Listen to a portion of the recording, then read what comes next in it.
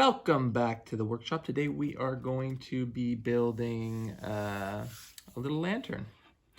So this is going to be a really basic unit because I'm not an electrical kind of finessey guy. So I've got the just 40-watt LED bulb with these little plastic, utility light things that are like $2. So I've cut my hole in the wall. This is going to mount directly onto the shiplap, and then I'm actually going to cut a hole, a little bit bigger than this, so that essentially this will just fit over top of my light. I'm doing it that way because I don't want the thing to jut out super far, so I want the bulb to kind of be as set back as far as possible. You can get ones that have like a little 90 on them, like they turn a little bit, but I find that they jut out just as far because they're made out of metal and the little turning unit takes up space and stuff. So this is just the same as far as I'm concerned. So I got some 1¼ by 3/4 stock. That's going to be my top and bottom pieces of the frame. I've got these 3/4 by 3/4. Those are going to be my posts that'll sit out in the corners. And then I got some stock here, which I'm going to use to cut into shorter lengths. And those will be my little offsets for the sides. So it's 3/4 by 3/4 stock, 1¼ by 3/4, because I'm going to do a little profile on the frame itself, the little cloud lift that I like to do. And then I'm also going to mimic that on the top and the bottom edge of the wall plate. So without further ado, let's start laying it out.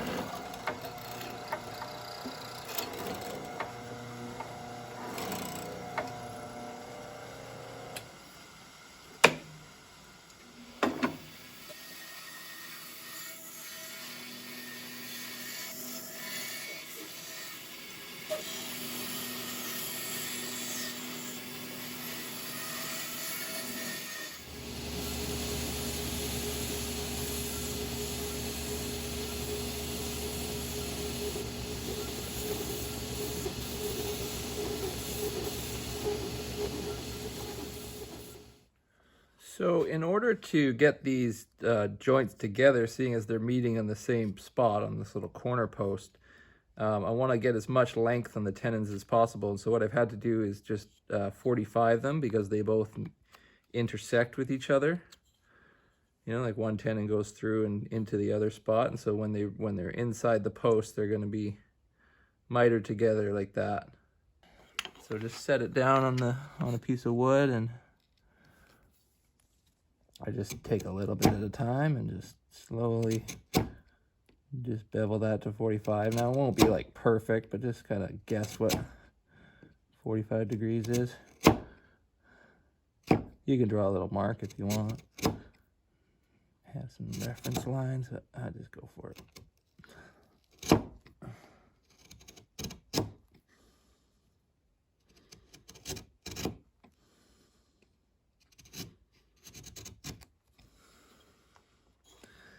And just shave off this sharp point just so that it doesn't, make sure it doesn't bottom out.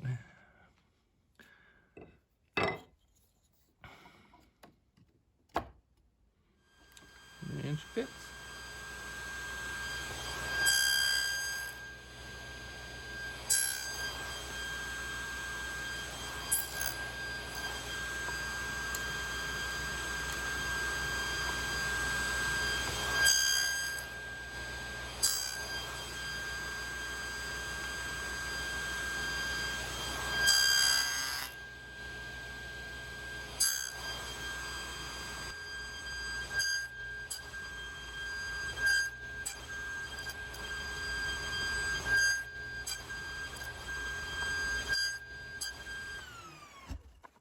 And so we just lap those. I'm just going to put a little drop of glue in each corner. And then I've got my frame set, and I can just notch in the other slats.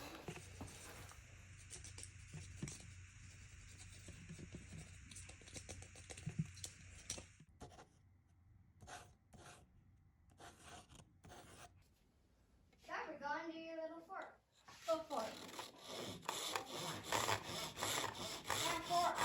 Carver, did you look at it? Carver, I'll tell you something. Table. Carver, I'll tell you something. Come on, come over here. I want it to be a surprise. No, surprise for me though.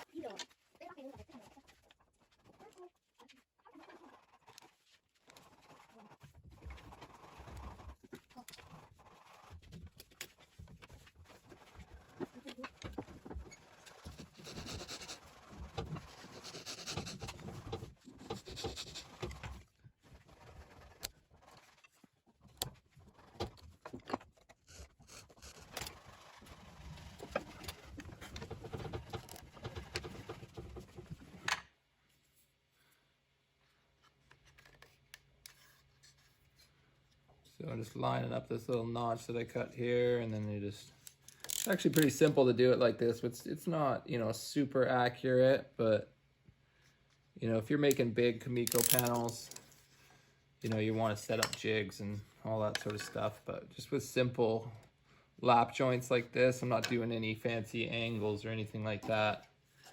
It's pretty simple to just do it with a handsaw as you go.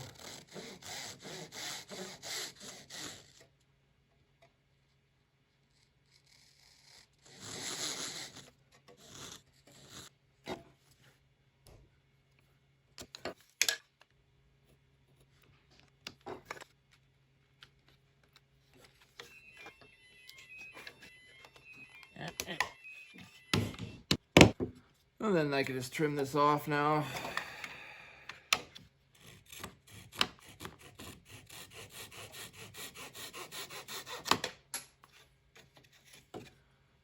Just a simple little pattern.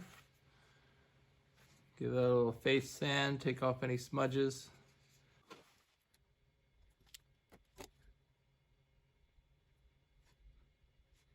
I'm just using CA glue, which is like an instant kind of crazy glue stuff for those of you who haven't seen it before.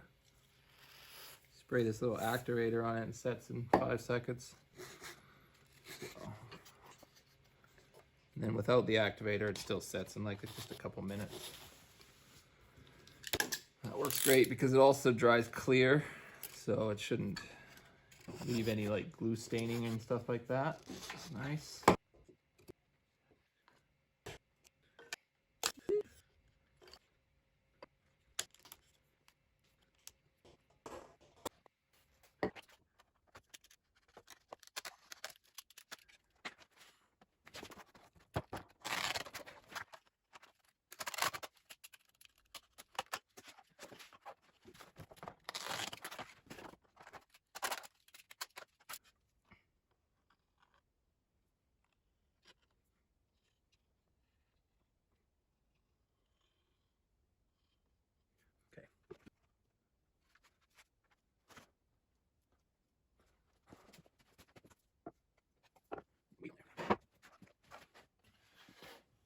Okay. Okay, well I've got the shoji paper drying on those panels. I'm just gonna use my little scuffer pad here and put some Odie's oil on the frame.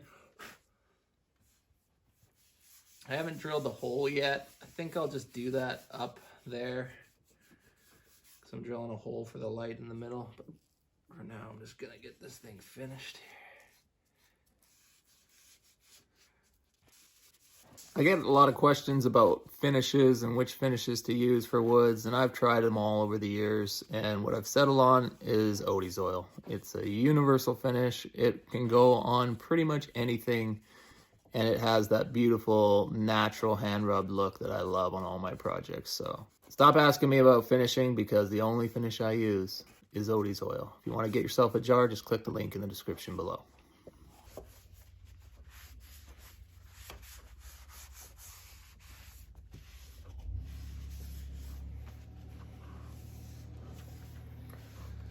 All right, let that dry overnight.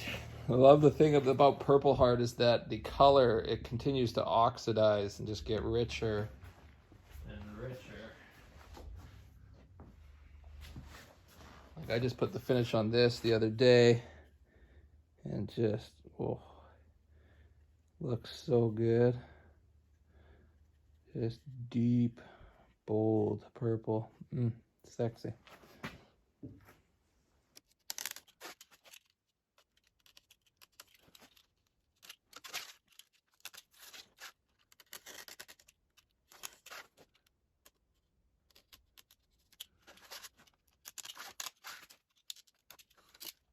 All right, let's set her together here.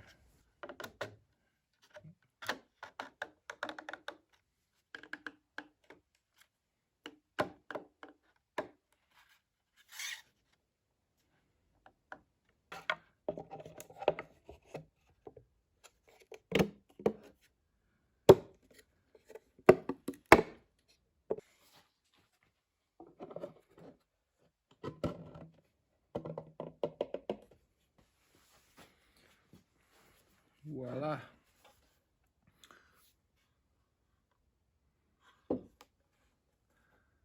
That turned out pretty nice. All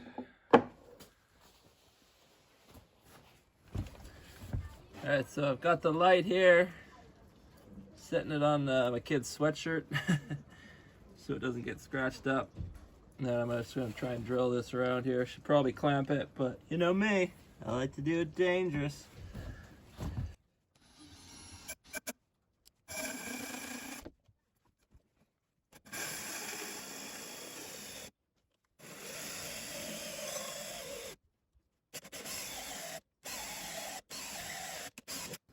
Woo.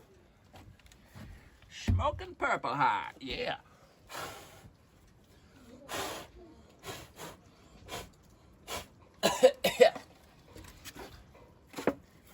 Got the black glove.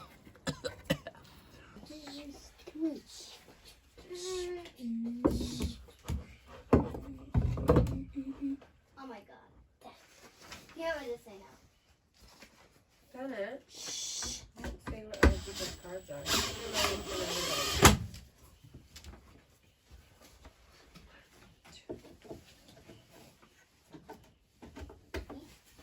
Wow! Good job, Daddy! Thanks, buddy. Not quite there yet, but we're almost done. Dad! Let Daddy do his work, okay? Okay, can I shift? No! Elsa! Wow! Good job, Daddy! You can do it, Dad! Thanks, buddy. I'm gonna pick up. I'm feeling pretty confident.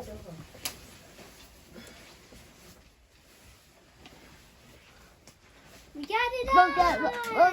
at the camera, Daddy! Yay! Let's try it out. Let's test it. Power on. Wow! Good job, Daddy! It worked! It worked. Nice. It's Daddy! Yay! Top Yay, Daddy! Yay, Daddy! Good work! Pretty nice. The upper lights are still, casting a bit of a Good shadow, work, but Daddy! it all adds to the ambiance of shadow play and light. Good for Dad. Yes, buddy. You Mama. pretty stoked on that light? What do you think, Ash? Mama, Yeah. Woo! yeah.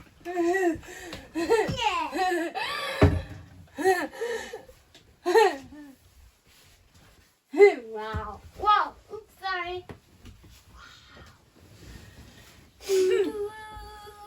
Get it down. My sentiments exactly.